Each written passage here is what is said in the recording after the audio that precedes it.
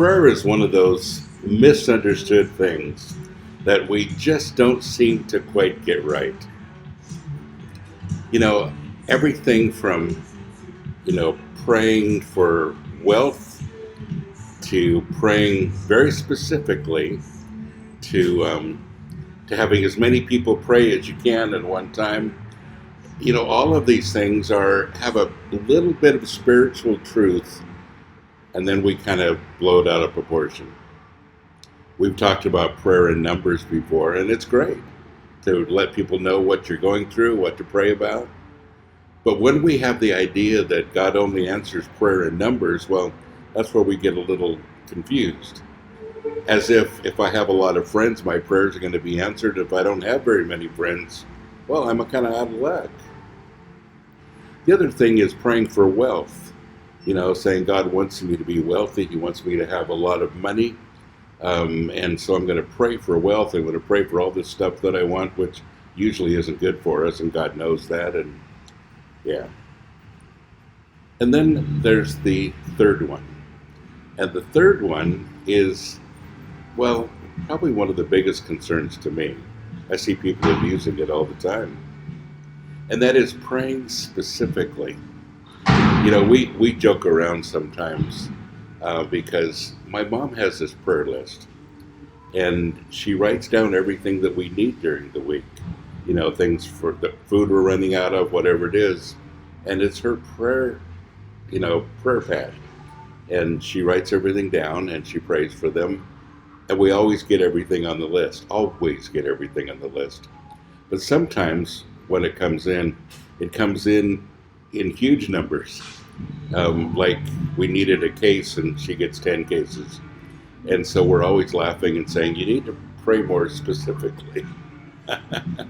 Well, there's never too much food when you're feeding the homeless, and we're thankful for everything.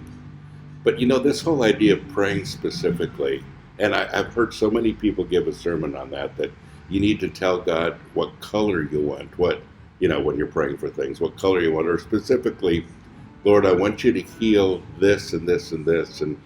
And sometimes people say, well, you only got a partial healing because you didn't get really specific on exactly what you wanted. Really?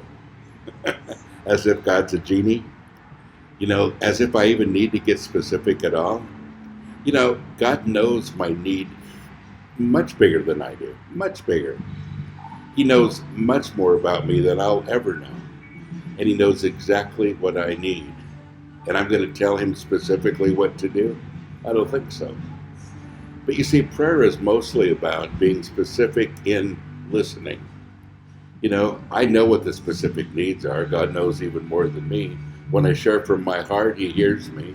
I don't have to get specific as if He's deaf or not intelligent.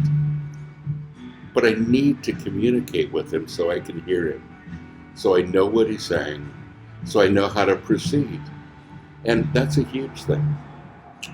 I had a pretty miraculous thing happen last week that I'd like to tell you about.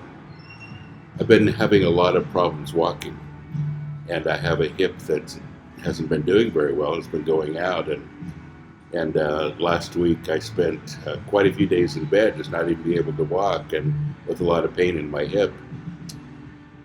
And a week ago, I prayed before I went to bed. I said, Lord, this is all up to you, and you and I both know that.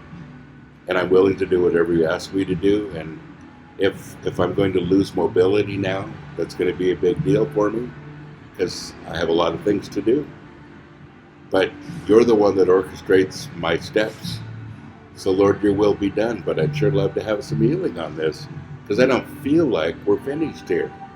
And I feel like the things you've given me to do are going to require my mobility. So I put all this in your hands. So I went to bed in a lot of pain, and it just hurt to lay there even. And I woke up the next morning completely healed. Seriously. Completely healed. And I thought, I don't have any pain. And I got up, but I didn't have any pain. Started walking around and walking briskly, which I haven't done for a long time, and no pain. And that's a week ago now, and still no pain, no problem, walking fine, God healed me. There's no other explanation. Well, it's kind of exciting. It's not the first time he's done that with me, but he is absolutely faithful.